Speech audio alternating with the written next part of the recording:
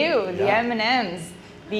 So this are kind of newer. They've been coming for a couple of weeks, and they succumbed to the request to present because what they're doing is definitely a Lake County fantastic thing for all of us. And as you can see, we've got Matt and Mac, and they are, of course, 15 years each of them in kind of the manufacturing realm, and saw some gaps in some areas of opportunity, so started a business around it. What a very entrepreneurial spirit. So let's welcome Matt and Mac while they talk to us about 180 OPEX. All right, great stuff. Let's go.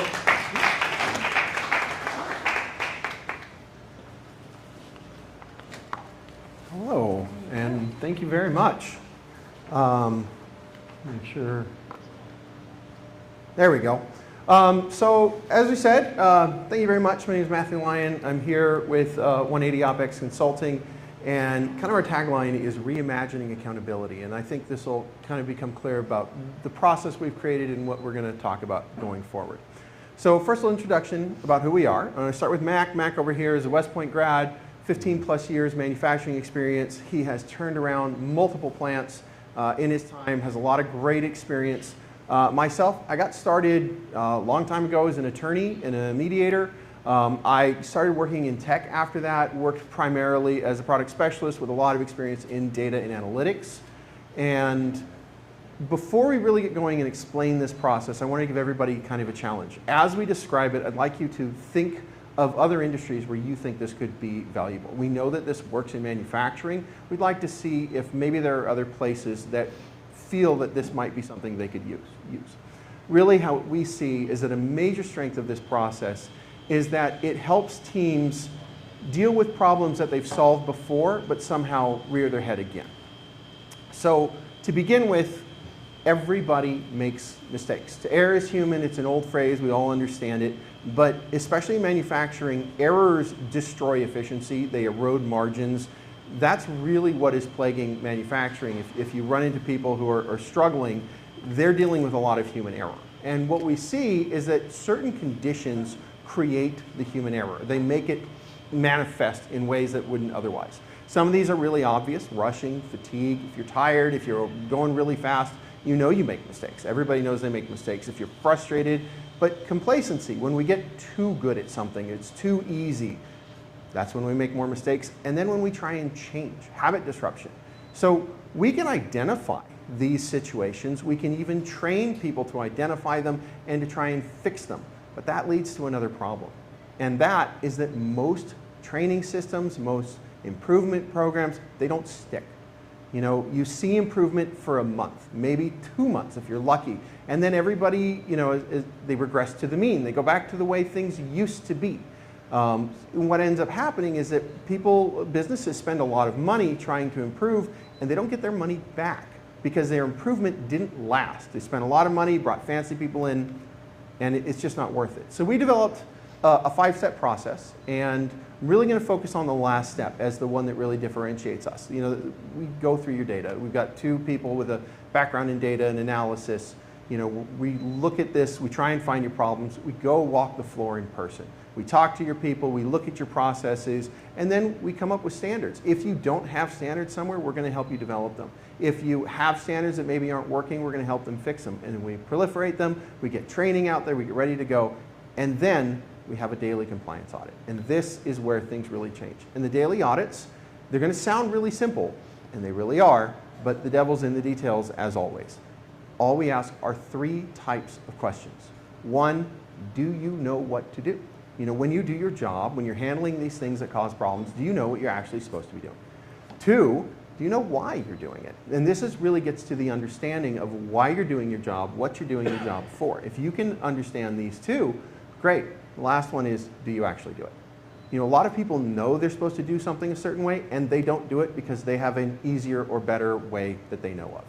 And this is really important for getting this going forward. Now, we have rules for this.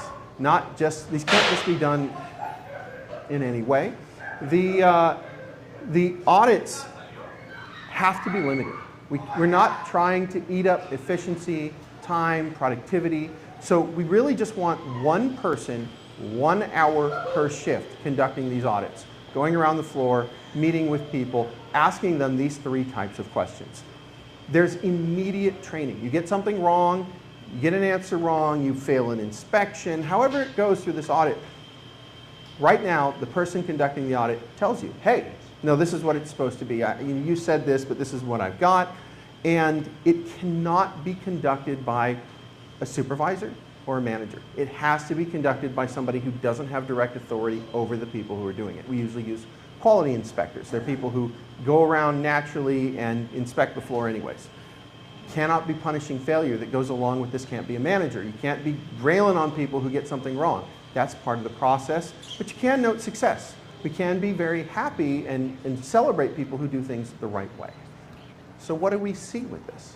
What we see is that teams get better at learning what's going on. They've essentially dealt with 20 pop quizzes in a row for the last 20 days they came into work, and they get better and they learn what they're doing. The processes improve, and what we see is that these errors that we identified, that we were able to take a look at and point to these are your problems, they disappear.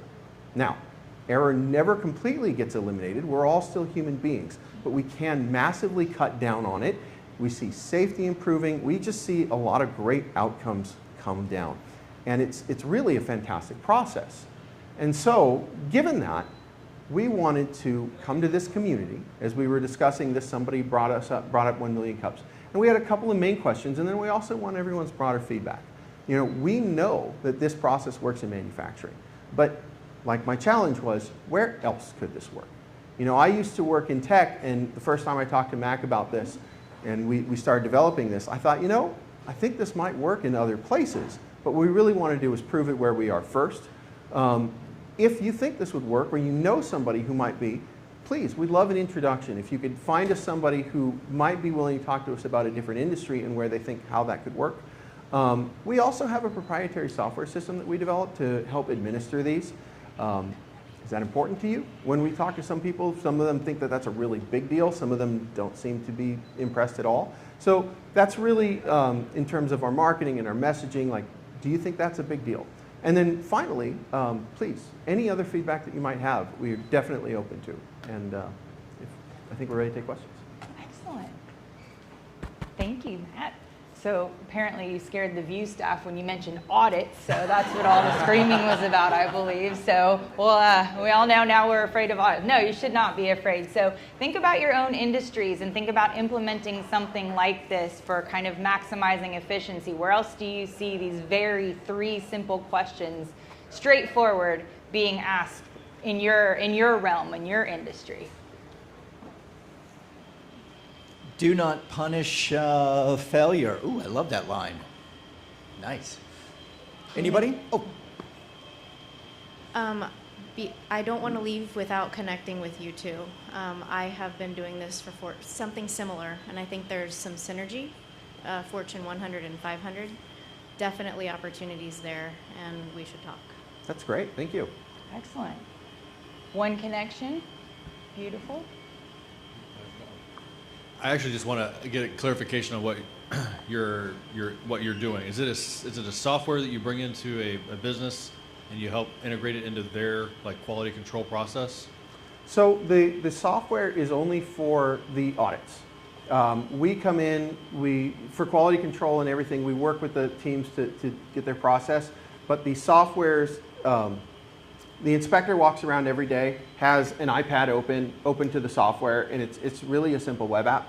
And you get your first question, the inspector doesn't know what's coming, the order is not controlled by the inspector, and they ask question 1, question 2, question 3, question 4, get the answers, provide the feedback, mark this is done, who the person was that took it, and move on to the next station. So that's what the software is controlling. So you're helping them integrate a new person onto the team, or are you also the person coming to do the inspection? The quality inspector is the one who does it. So it takes 1 hour of one shift from one person to handle these audits. And anything more than that is too intrusive and is not helping out with the team. And what we typically see is that as this goes on, that person, because it's a quality inspector, this 1 hour tends to free up more than 1 hour of their time as results improve. So this is just like a person within the company? Yes. Just a temporary assignment? Yeah, we're not adding anybody to your headcount. Right behind you, thanks. I think restaurants could really use that inventory control in the back. Obviously, people stealing steaks is a huge issue. So potentially, if you can, identify what the expected count and then provide your side of it, where you're identifying the audit that goes through, and you can then do expected versus actual. Obviously, very important. Another thing, there's a company called Untitled Firm. What you are kind of identifying here is a marketing aspect of seeing marketing attribution and who actually comes in through marketing campaigns. Look at Untitled Firm. It's from Louisville, Kentucky. It's a couple of guys I used to work with. They're doing about 200 million now in data attribution. So might be interesting for you. What was their name again? Just so I can write it down. Untitled. Untitled. Like they have no title. Oh, great. Bad name. Oh well, they're rich.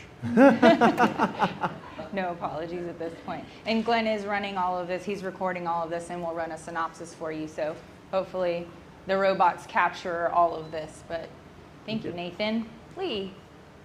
Hi, great presentation. I just want to think outside the box, right? So you're focusing on manufacturing, but I also can see this in the clinic, in the hospital, where dealing with human life is very critical. You cannot just to err, but you need to streamline that process. And I'm running through that, if you have a protocol, you might want to expand it out to hospital, to clinic. I've worked with somebody who's running a plastic surgeon, that they have 20, 30 staff members. So that could be something that can expand on. Just a thought. No, that's great. Thank you very much. Excellent. So one more. There you go. Hi, Mindy Scarlett. The thought that strikes me is this could potentially be applied in the construction industry.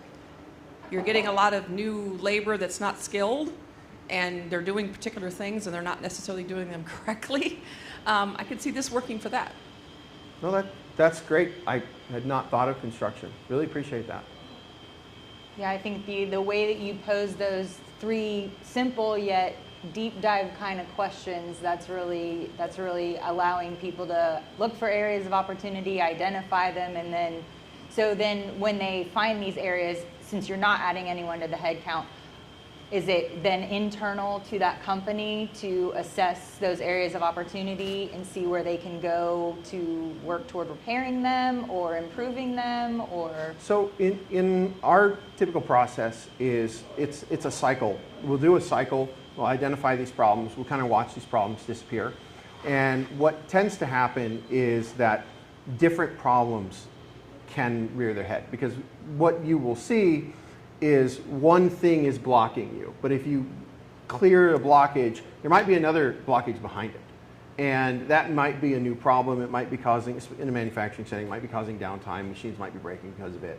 And so what we'll do is you get the one, and then you follow up with another. And within 2 to 3 cycles, so 60 to 90 days is when we really see things really ramp up. I mean, you see immediate results within the first 30. But if we repeat this cycle every 30 days and we add to these questions, we change the audits and we modify them, we keep all this going over time. And then, like you said, once you have these questions as part of your daily audit, they're yours. You can keep going and do this forever. So that is really great. But caution about the questions, they do have to be the right questions. If you do the wrong questions, you find that they don't necessarily do much. Yeah. They might solve problems, but if you targeted the wrong problems, you won't see any improvement because you targeted something you already fixed. Excellent. Mark, do you have something to add? Yeah, I was just going to give for scale where this was developed. We got over a 5-year process, and this is through development, roughly a 500% increase in production, a 2/3 reduction in quality defects, and I couldn't tell you exactly what the safety score improvement was, but it was substantial.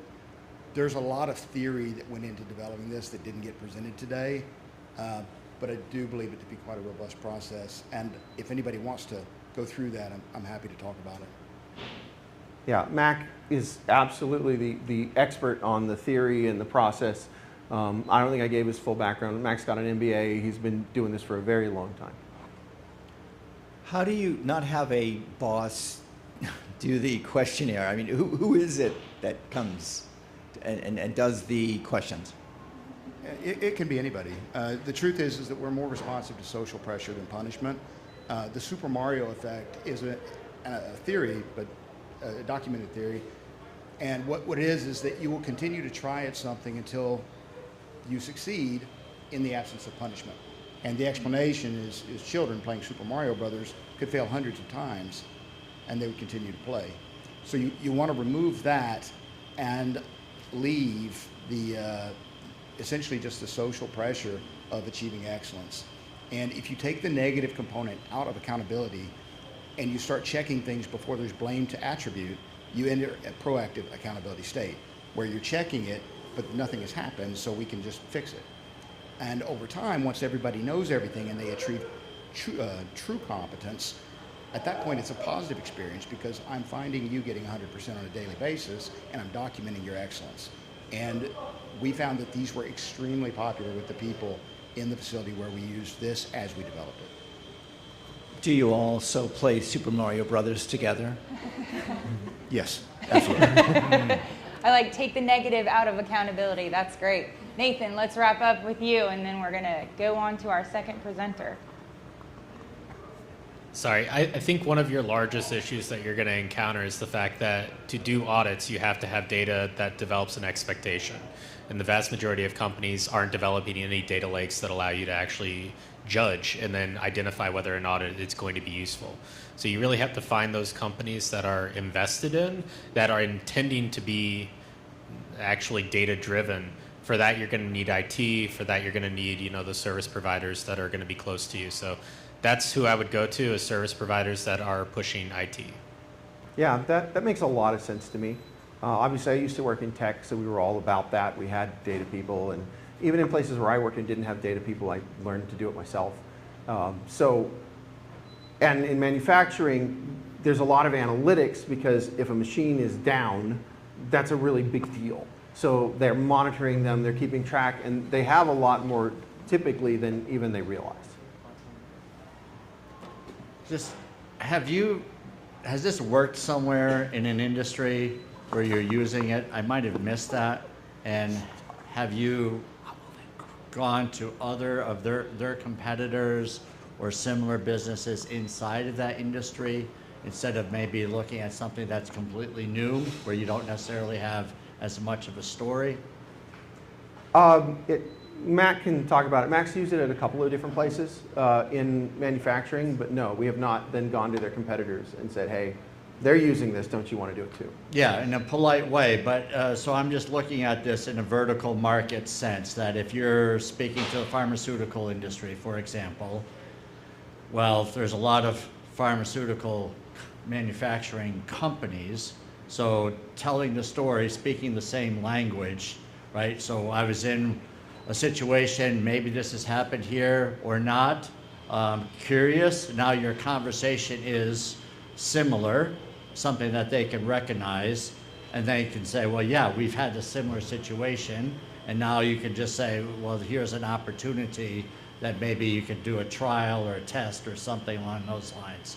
But my feeling is, instead of going into a lot of different directions, pick one or two and then pursue the heck out of them and see what kind of progress you're making, and then from there go elsewhere. But pharmaceutical comes to mind. Miami is huge in manufacturing. A lot of pharmaceutical companies are down there. But those are just a couple of thoughts I had. Thank you very much. Believe it or not, Lake County has quite a few manufacturing facilities, pharmaceuticals included, and I think some of the, I guess my question is, how are you identifying, because I know once you find the people that this is a pain point for, they will understand what it is that you're trying to do and go, oh yeah, bring on the questions, bring on the audit, let's take negativity out of accountability.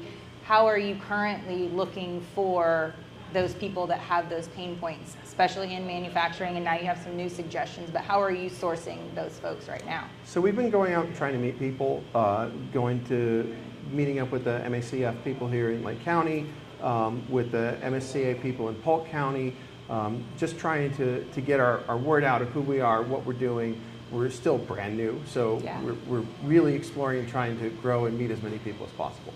Excellent. I think the Manufacturing Association of Central Florida, the MACF, that's a great start because you've got people that are putting dollars toward a group that they can then get in the room with, and whether it be commiserate or compare notes or look for those areas of opportunity. That's kind of a target-rich environment for what you're doing, and it does seem like it's a very straightforward approach, but you don't know what you don't know, right? So finding the people that go, oh, yeah, I understand what you're trying to do. So not only in manufacturing, but again, with the questions that you're asking, I think that process and efficiency can be looked at from a lot of different walks. So, yeah. Thank you. We're doing a lunch and learn presentation with the MSCA in Polk County in 2-3 weeks. So. Excellent. Nice. Excellent. Good. So Yeah. regional. More of those. Yes. Yeah. Definitely. Right. Yeah. Yeah. Especially like you said, being new, I think the more you can get the word out about what it is that you're doing, and people go, oh yeah, I have that problem, or I want that kind of fix and efficiency. So, excellent. Thank you. Well, apparently I need to watch with numbers and not just hands. I got a little ahead of myself. So if there is any additional feedback that you all want to provide, or connections that you want to make, or suggestions, please do now. Speak now or forever hold your peace.